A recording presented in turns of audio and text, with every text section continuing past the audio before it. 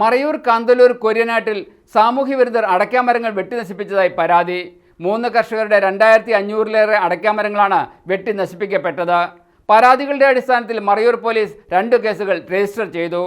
രാത്രിയുടെ മറപറ്റിയാണ് മറയൂർ കാന്തല്ലൂർ കൊര്യനാട്ടിൽ സാമൂഹ്യവിരുദ്ധർ അടയ്ക്കാമരങ്ങൾ വെട്ടി നശിപ്പിച്ചത്. 3 കർഷകരുടെ 6 ഏക്കറിലെ 2500-ലേറെ അടയ്ക്കാമരങ്ങളാണ് നശിപ്പിക്കപ്പെട്ടത്. 2 മുതൽ 5 വർഷം വരെ പ്രായമുള്ള അടയ്ക്കാമരങ്ങൾ നശിപ്പിക്കപ്പെട്ടതിലൂടെ വലിയ നഷ്ടമാണ് കർഷകർക്കുണ്ടായിരിക്കുന്നത്. കഴിഞ്ഞ പ്രാവശ്യം എൻ്റെ പറമ്പിൽ അടയ്ക്കാൻ മോഷണം പോയായിരുന്നു.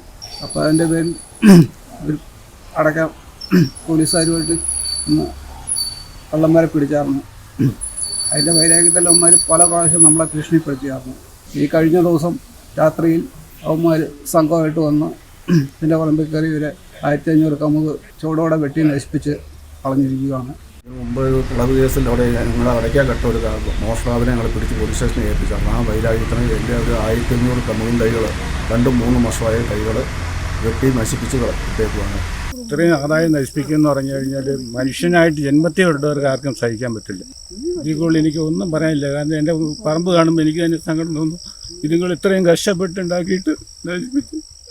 കർഷകരുടെ പരാതികളുടെ അടിസ്ഥാനത്തിൽ മറയൂർ പോലീസ് 2 കേസുകൾ രജിസ്റ്റർ ചെയ്തു.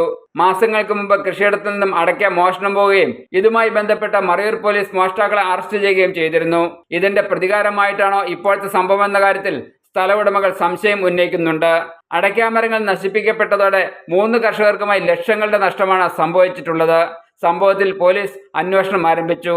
News bureau, Munnar. എല്ലായിടത്തും വൈഫൈ, എല്ലാത്തും ഇന്റർനെറ്റായ നാട് മുഴുവൻ ഡിജിറ്റൽ. നാട്ടാരെല്ലാം ബ്രൗസിംഗിലാണ്. എന്നാ സ്പീഡാ കേരള മിഷൻ. എല്ലാവർക്കും ഇന്റർനെറ്റാ, എല്ലായിടത്തും നെറ്റാ. കേരള വിഷൻ നവകേരള പ്ലാൻ വെറും 199 രൂപയ്ക്ക്.